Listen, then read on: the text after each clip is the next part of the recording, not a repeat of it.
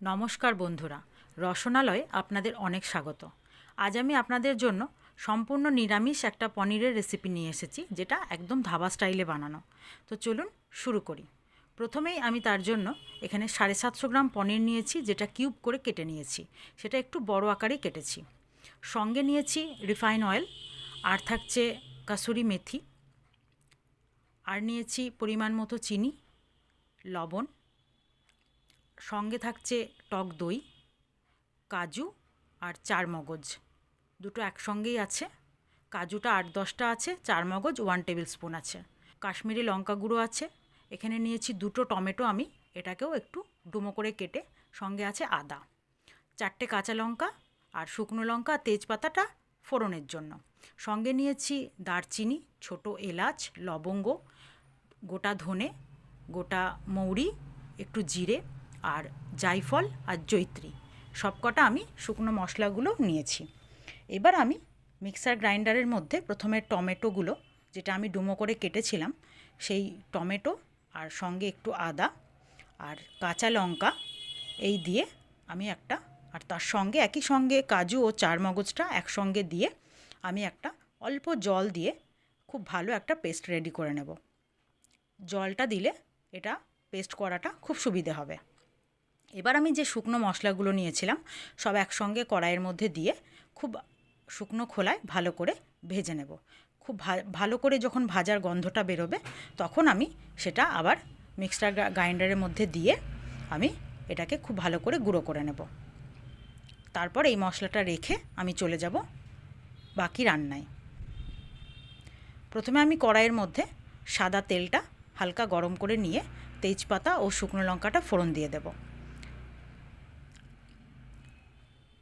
যে সকল বন্ধুরা আমার ইউটিউব চ্যানেলটি রেগুলার দেখছেন এবং আমার ভিডিওগুলোকে খুব পছন্দ করছেন, তাদেরকে আমার অনেক ধন্যবাদ। আর যে সকল বন্ধুরা আমার ভিডিওটি নতুন দেখছেন, এখন আমার চ্যানেলটি সাবস্ক্রাইব করেননি, তাদেরকে আমার চ্যানেলটি সাবস্ক্রাইব করার অনুরোধ রইল। আর ফেসবুক পেজ থেকে যে সকল বন্ধুরা আমার ভিডিওটি দেখছেন, তারা প্লিজ আমার চ্যানেলটি বা পেজটি ফলো করে দেবেন। প্রথমে আমি সাদা তেলটা নিয়ে তার মধ্যে তেজপাতা আর গোটা শুকনো লঙ্কাটা ফোড়ন দিয়ে এবার যে মিক্সার গ্রাইন্ডারে যে মশলাটা পেস্ট করে রেখেছিলাম সেইটা দিয়ে দেবো। তারপর একটু ভালো করে নাড়াচাড়া করে পরিমাণ মতো লবণ, চিনি, কাশ্মীরি লঙ্কা গুঁড়ো, তারপরে সব কিছু একসঙ্গে দিয়ে দেবো। দিয়ে ভালো করে মশলাটাকে কষিয়ে নেব। খুব ভালো করে যখন মশলা থেকে ঠিক এই রকমভাবে তেলটা রিলিজ করবে, তখন আমি সেটাকে আবারও ভালো করে নাড়াচাড়া করে এবার আমি ওর মধ্যে পরিমাণ মতো যে টক দইটা রেখেছিলাম, সেই টক দইটা ভালো করে ফেটিয়ে নিয়ে ওর মধ্যে দিয়ে দেব। টক দইটা দেওয়ার পর আমি আবারও ভালো করে মশলার সঙ্গে ওটাকে মিশিয়ে নিয়ে আবার মশলাটা কষিয়ে নেব। কষানো হয়ে গেলে এবার আমি ওটা একটু পরিমাণ জল দিয়ে দেব। জলটা দিয়ে ঠিক যতটা আপনার প্রয়োজন, এটা প্রথমে রান্না করার সময় একটু ঘন রাখতে হবে, মানে তারপর কিন্তু এটা আস্তে আস্তে একটু আরও জমে যাবে। তখন যেটা আপনাদের প্রয়োজন অনুযায়ী ঠিক নিজেরা গ্রেভিটা রেডি করে নেবেন। প্রথমে আমি এখানে অনেকটাই জল দিয়েছি, এটা আস্তে আস্তে ফুটে অনেকটাই কমে যাবে। এবার আমি ঢাকা দিয়ে কিছুক্ষণ রান্না করব। পনিরটা দেওয়ার পর দেখুন, তখন যতটা জল ছিল এখন কিন্তু অনেকটাই কমে এসেছে।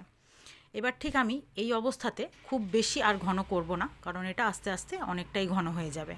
যখন রান্নাটা রেস্টে রাখবো তখন অনেকটাই ঘন হয়ে যাবে। এবার আমি এটার মধ্যে দিয়ে দেব যে কাসুরি মেথিটা রেখেছিলাম, সেটা আমি একটু হাতে নিয়ে ক্রাশ করে এর মধ্যে দিয়ে দেব।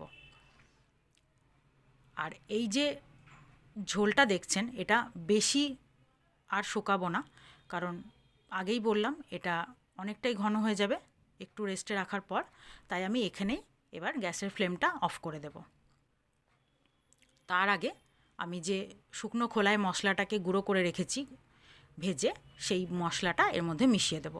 এই মশলাটা দেওয়ার কারণে রান্নার স্বাদ, গন্ধ দুটোই কিন্তু একদম অন্য রকম হয়ে যাবে। এবার আমি ওটাকে একটু রেস্টে রেখে আমি নামিয়ে নেব। তো আমার রেসিপি তো দেখলেন, খুব সহজেই খুব সুন্দর একটা ধাবা স্টাইলের শাহি পনির আমি আজকে রান্না করে দেখালাম। তো আপনারাও এইভাবে চাইলে অবশ্যই বাড়িতে তৈরি করে খেয়ে দেখুন, আশা করি খুবই ভালো লাগবে। আর আমার ভিডিওটি ভালো লাগলে অবশ্যই লাইক, শেয়ার ও কমেন্ট করতে ভুলবেন না। আপনাদের অনেক সুস্থতা কামনা করি। আপনারা আমার ভিডিও দেখতে থাকুন, ভালো থাকুন, সুস্থ থাকুন। আজ আমার এই পর্যন্তই। আপনাদেরকে অনেক ধন্যবাদ আমার ভিডিও দেখার জন্য, আমার সঙ্গে থাকার জন্য।